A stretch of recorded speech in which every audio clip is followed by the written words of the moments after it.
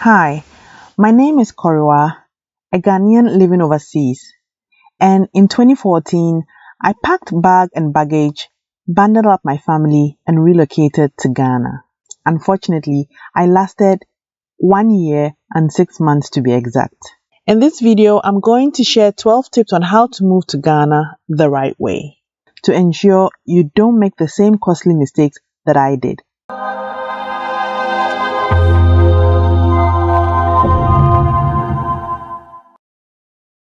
Hi, welcome to the channel. Today we're talking about 12 tips that will help you in your move to Ghana. So let's get right into it. Tip number 1 is don't rush it. One of the biggest mistakes you can make is to just wake up one day and say to yourself that you're going to Ghana today. You can't just wake up and go to Ghana today. Take your time and prepare for the move. Give yourself ample time to plan the move to Ghana. Tip number 2 is to start the planning process. The minute you decide that you want to relocate to Ghana is the minute that you should start planning for that relocation. My recommendation is that you go to Ghana at least 2 times, 3 times if you can afford it, to get a feel of Ghana. And in that time, you can start planning and preparing. So whilst on those trips, you can apply for a TIN, which is a tax identification number. You need that for a lot of things in Ghana, to open an account and to do business and to do all of that. So you can apply for a TIN. You can get your health insurance. You can apply for a Ghana card, a Ghanaian passport if you don't have one. Just plan the whole process and prepare. Tip number 3 would be to start saving. The cost of living in Ghana can be very high. You've got food, transportation costs, internet services, mobile phone, school fees if you have kids. And so you need to save a lot of money to be able to go live in Ghana. You need to know the general cost of living there and budget towards eventually living in Ghana.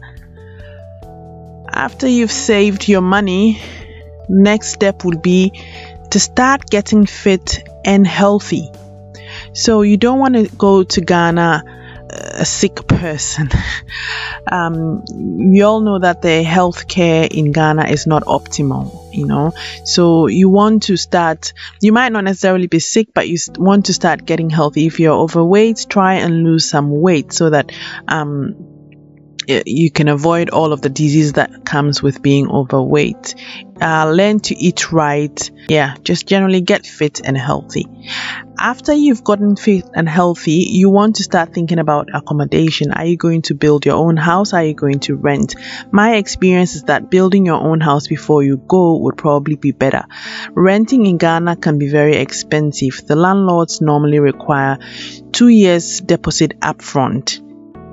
And 2 years comes in a heartbeat. So 2 years will be up and then you have to look for another 2 years. So if you've given yourself enough time to plan the process, you can start building in that time. You can start small, move to Ghana, and whilst in Ghana, you can continue with the building. So accommodation will be very important. And another thing to note with accommodation is that when you are deciding which land to buy, try to think about proximity to hospitals and also proximity to schools if you have children.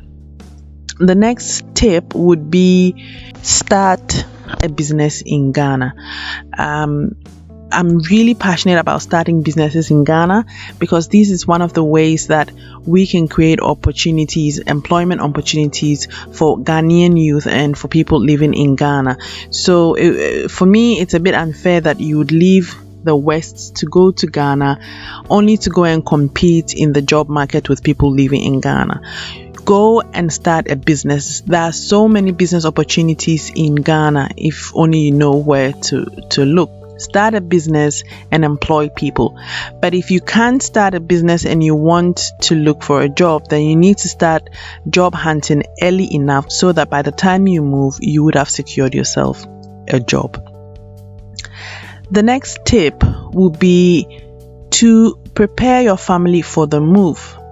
So if you are a husband and you've decided to move to Ghana and you have a wife and kids, then you've got to prepare your wife as well as your kids for the move. Make sure that your spouse, if you are the wife and then that would be your husband, make sure that your spouse and children are on the same page with you.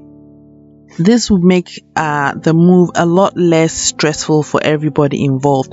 If you have children especially, you need to sell Ghana to them. The West is continuously talking negative about Ghana, about Africa, and that's all our children know, especially kids that were not born in Ghana or have never lived in Ghana before. So as parents, and especially if you're moving to Ghana, you need to sell Ghana to your kids. You need to tell them about the good things, take them on holidays, let them go karting if they are into that sort of thing. Let them go swimming, let them go to the beaches, let them see the finer part of Ghana, and then moving to Ghana for them will be less stressful in the end.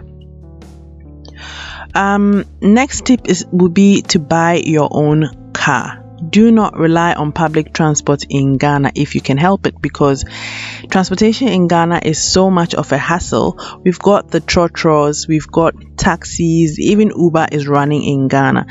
But with all the traffic situation and all of that, it's just too much of a hassle to rely on public transport. So to save yourself that hassle, ship your own car if you've got one, or buy one to use. After you've done that, the next tip would be to sort out all legalities. So this would be, the visa application. If you need a permit to live in Ghana, you apply for that. If you need a passport, you do that. A driver's license, if you intend to drive in Ghana, you can get an international one that you can use for a little bit in Ghana, and all other legalities that comes with moving to Ghana. Now, the 10th tip, and one of the most important ones, would be to change your mindset. Work on your mentality, your mentality, your thinking about Ghana. Work on that. If you're coming from the West, where you've been used to a certain kind of lifestyle, a certain level of luxury, a certain level of organization within institutions, then you need to accept that you're moving to Ghana. Moving to Ghana comes with a new set of change and challenges. Recognize that Ghana is Ghana. It's not America, it's not Canada, it's not Australia, it's not England, it's Ghana. Accept the fact that Ghana is still developing, and therefore you would experience things that are totally different from what you are used to, and maybe even uncomfortable. The roads are bad, power can be erratic, most institutions don't follow systems, the list goes on. So fine-tune your mentality about Ghana and adopt an appropriate attitude to suit. Don't try to fight it. You can't change the system overnight. Rather, try and assimilate. This will save you a lot of stress. The 11th tip will then just be to make the move, the actual move, which involves shipping all of your items, buying things that you need for Ghana, tying up all loose ends, saying goodbyes to friends and family that you are leaving behind, and actually getting on that plane and then going to start the whole new life in Ghana. And the very last tip, number 12, is enjoy the process. You won't regret moving to Ghana. Even if you have to, leave and come back to wherever you started from, you still wouldn't regret that you did move to Ghana. So don't stress. Take one day at a time and just go with the flow. There will be ups and there will be downs.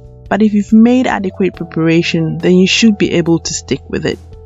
Remember to leave lean within your budget and gradually build your life up. So there you've got it. 12 tips that would help ensure that your move to Ghana remains a permanent one. If you found these tips useful or just enjoyed this video, then kindly consider subscribing to this channel. Most importantly, hit the notification bell so you don't miss when a new video is uploaded. Thank you very much for sticking to the end, and I'll see you in the next video.